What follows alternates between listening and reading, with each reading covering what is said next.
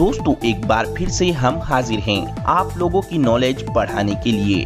दोस्तों आज की ये वीडियो देखने के बाद आपका दिमाग पूरी तरह से खुल जाएगा, इसीलिए वीडियो को जरा सा भी स्किप ना करें और वीडियो को शुरू से लेकर आखिर तक जरूर देखें। और दोस्तों हमने ये वीडियो बहुत ही ज्यादा कड़ी मेहनत कर बनाई है, इसीलिए हमारी मेहनत के लिए इस वीडियो को अभी एक लाइक जरूर कर दें। तो चलिए वीडियो की शुरुआत करते हैं पहले नंबर के 2 बैरल गन मेकिंग प्रोसेस। दोस्तों ये 2 नली की बंदूक तो आपने देखी ही होगी। ये वाली सादी गन तो इंडिया में काफी लोगों के पास मौजूद है, लेकिन दोस्तों क्या आपको पता है ये 2 नाल वाली बंदूक फैक्ट्रियों में वर्कर द्वारा कैसे तैयार की जाती है?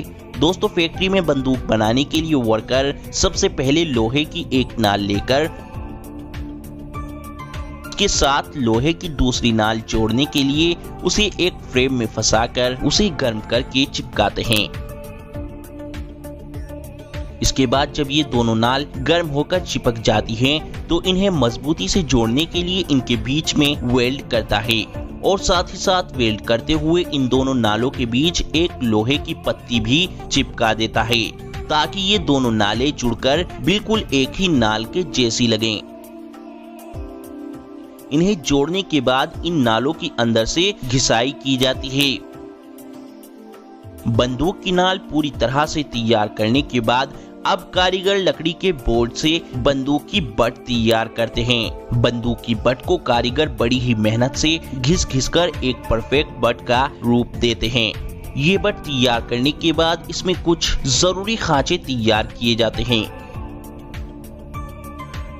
ताकि गन के बोल्ट और ट्रिगर वगैरह इसके अंदर अच्छे से फिट हो सकें। और फिर इस बट पर पॉलिश की जाती है इसे चमकाने के लिए। इसके बाद गन का चेंबर तैयार किया जाता है और ऐसे ही एक एक करके गन के छोटे बड़े पार्ट्स कारीगर तैयार करते हैं। और जब ये सभी पार्ट्स कारीगर तैयार कर लेते हैं, अब बात आती है इनकी फिटिंग करने की। देखिए गन के इन सभी पार्ट्स को कारीगर बड़ी ही सफाई और बड़ी ही तेजी से जोड़ते चले जाते हैं।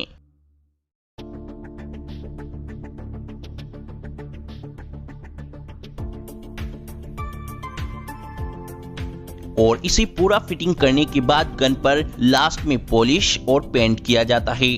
ऐसे गन फैक्ट्री में अलग अलग कारीगर बड़ी ही तेजी से अलग अलग तरह की गन तैयार करते चले जाते हैं। इन लोगों के पास फैक्ट्री में जितनी गन्स खरीदने के ऑर्डर आते हैं, ये उतनी ही गन तैयार करके दे देते हैं। AK-47 gun making process. AK-47 ये एक बड़ी ही कमाल की मशीन गन है जो लगातार गोलियों की बौछार करती जाती है। ये AK-47 गन आपने रियल में तो ना देखी हो, मगर फिल्मों में और गेमों में तो बहुत देखी होगी। दोस्तों क्या आपको पता है ये AK-47 गन फैक्ट्री में धड़ल्ले से कैसे बनाई जाती है? दोस्तों सबसे पहले मैं आपकी जानकारी के लिए बता दूं, ये AK-47 गन छोटे छोटे गन पार्ट्स को एक साथ जोड़कर तैयार की जाती है। दोस्तों इस AK-47 गन में ऐसे कौन कौन से पार्ट्स लगे होते हैं जो ये इतनी खतरनाक होती है, ये भी आपको पता होना बहुत जरूरी है। दोस्तों इस AK-47 गन को बनाने के लिए जिन सभी पार्ट्स की जरूरत होती है, वे सभी स्क्रीन पर आपके सामने हैं। दोस्तों AK-47 गन बनाने के लिए फैक्ट्री में सबसे पहले इस गन के सभी पार्ट्स को अलग अलग मशीनों से तैयार किया जाता है। इन अलग अलग पार्ट्स को बनाने के लिए अलग अलग मशीनें इस्तेमाल की जाती हैं।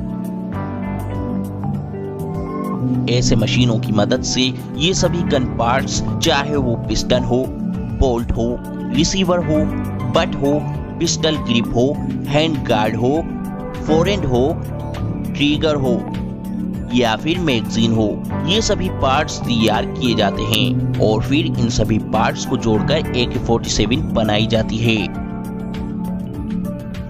जो कि ये काम फैक्ट्री में ये वर्कर करते हैं, जो कि बड़ी ही तेजी से AK-47 गन के सभी पार्ट्स जोड़ कर फिट करते हैं। और इन सभी पार्ट्स को ये वर्कर फिट करने के बाद आपकी AK-47 पूरी तरह से रेडी कर देते हैं। ऐसे फैक्ट्री में AK-47 तैयार करी जाती है। ये AK-47 अधिकतर आर्मी के लिए तैयार की जाती है। Memory card factory making. दोस्तों, मेमोरी कार्ड एक छोटी सी चिप होती है और आश्चर्य की बात यह है कि इतनी छोटी सी चिप और अपने अंदर इतना सारा डाटा कैसे स्टोर कर लेती है। तो दोस्तों, आइए जानते हैं ये मेमोरी कार्ड फैक्ट्री के अंदर कैसे बनाया जाता है। दोस्तों, मेमोरी कार्ड फैक्ट्री के अंदर कैसे बनाया जाता है ये जानने से पहले मैं आपको बता दूं कि मेमोरी कार्ड जिस फैक्ट्री में बनती है उस फैक्ट्री के अंदर इतनी ज्यादा सफाई का ध्यान रखा जाता है कि हॉस्पिटल की सफाई से भी 100 गुना ज्यादा इस मेमोरी कार्ड की फैक्ट्री को साफ रखा जाता है, क्योंकि मेमोरी कार्ड पर जरा सी भी धूल लगने पर ही मेमोरी कार्ड का खराब होने का खतरा बढ़ जाता है। इसीलिए दोस्तों, आप भी अपने मेमोरी कार्ड की सफाई का ज्यादा से ज्यादा ध्यान रखा करें। दोस्तों, मेमोरी कार्ड बनाने के लिए सबसे पहले मेमोरी कार्ड की बॉडी को बनाया जाता है। मेमोरी कार्ड की बॉडी को बनाने के लिए कई अलग अलग तरह के मेटल का यूज किया जाता है। मेमोरी कार्ड की बॉडी बनाने के लिए सबसे पहले एक गोलनुमा वेफर का टुकड़ा लिया जाता है। वेफर एक तरह की प्लास्टिक ही होती है। फिर इस वेफर के अंदर कॉपर और एल्युमिनियम को भी मिलाया जाता है इस मशीन की मदद से। और फिर इसके बाद इसमें सिलिकॉन को भी मिलाया जाता है और फिर ये सब अच्छी तरह मिक्स होकर एक मेमोरी कार्ड की बॉडी का रूप ले सकें। इसके लिए इन सब टुकड़ों को 800 तरह की अलग अलग डिफरेंट प्रोसेस से गुजारा जाता है, जो कि ये काम कंपनी में बड़ी ही तेजी से किया जाता है। फिर इस मेमोरी कार्ड की बॉडी को चिप के छोटे छोटे साइज में काटा जाता है। फिर चिप्स को उसके साइज में काटने के बाद मेमोरी कार्ड के सबसे इम्पोर्टेंट पार्ट इसके सर्किट बोर्ड को तैयार किया जाता है। इस सर्किट बोर्ड में बहुत ही छोटे छोटे ट्रांजिस्टर और इसके सभी कंपोनेंट्स को लगाया जाता है और इस सर्किट के अंदर नैंड गेट को भी लगाया जाता है। दोस्तों, नैंड गेट ये वही पार्ट होता है जो चिप के अंदर डाटा स्टोर करने का काम करता है। जितने ज्यादा नैंड गेट लगाए जाएंगे उतनी ही ज्यादा मेमोरी कार्ड डाटा स्टोर करेगा। ये नैंड गेट के ऊपर ही डिपेंड होता है कि चिप 32 GB की रखी जाएगी या फिर 64 GB की। अब इसके बाद मेमोरी कार्ड के आगे वाले हिस्से यानी गोल्ड से बनाए गए पिन इसको बनाया जाता है। मेमोरी कार्ड के अंदर 8 गोल्ड पिन होती हैं, जिसमें सभी गोल्ड पिन का अपना अलग अलग काम होता है। जैसे किसी पिन का काम डेटा आउटपुट करने का होता है, किसी का मेमोरी कार्ड को रिस्पॉन्स करने का काम होता है और किसी पिन का काम वोल्टेज सप्लाई करने का होता है। इन 8 पिन का अपना अलग अलग काम होता है। और दोस्तों, इन 8 पिनों को बनाने के लिए गोल्ड कॉपर की सोल्डरिंग की जाती है। गोल्ड सबसे अच्छा कंडक्टर माना जाता है, इसीलिए गोल्ड की ही सोल्डरिंग की जाती है। अब इस सर्किट बोर्ड के तैयार होने के बाद पहले ही बनाए गए वेफर के द्वारा मेमोरी कार्ड की बॉडी को इस सर्किट बोर्ड के ऊपर असेंबल किया जाता है। अब इन मेमोरी कार्ड को उठाकर टेस्टिंग के लिए ले जाया जाता है। टेस्टिंग के लिए सबसे पहले इन सब मेमोरी कार्ड को लो टेम्परेचर और हाई टेम्परेचर में दोनों जगह रखा जाता है, जिससे कि ये पता चल जाए कि ये चिप बिल्कुल ओके है या नहीं। क्योंकि अगर ये चिप लो टेम्परेचर या हाई टेम्परेचर में जाए तो खराब ना हो। फिर इस चिप की कंप्यूटर और हाथ दोनों के द्वारा टेस्टिंग होने के बाद पैकेजिंग के लिए भेजा जाता है। यहाँ पर चिप के ऊपर कंपनी अपनी कंपनी नेम और चिप कितने GB की है ये छापती है।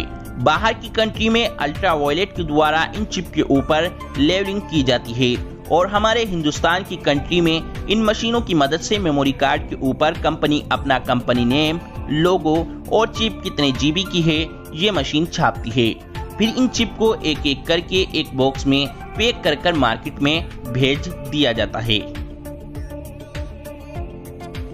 दोस्तों, जब कारखानों में नट बोल्ट को तैयार किया जाता है तो इन नट बोल्ट पर चूड़ी चढ़ाने का काम इस तरीके की मशीनों से किया जाता है। इस मशीन से चूड़ी चढ़ाने का काम बहुत ही जल्दी फिनिशिंग के साथ निपट जाता है। दोस्तों, स्प्रिंग को बनाने का काम करती है ये मशीन। इन स्प्रिंग का इस्तेमाल कई प्रकार की मशीन और वाहनों में किया जाता है। दोस्तों, वाकई में तेजी से स्प्रिंग बनाने का ये काम बड़ा ही शानदार है। दोस्तों हमारी ये जानकारी सिर्फ आपकी जनरल नॉलेज बढ़ाने के लिए है, कोई भी इस जानकारी का गलत इस्तेमाल ना करे। आपने हमारी बनाई गई इस वीडियो से फुल एंजॉय किया होगा, तो प्लीज हमारी वीडियो को लाइक करके अपने दोस्तों के साथ शेयर करना मत भूलें और हाँ, इस चैनल को सब्सक्राइब करना भी मत भूलें।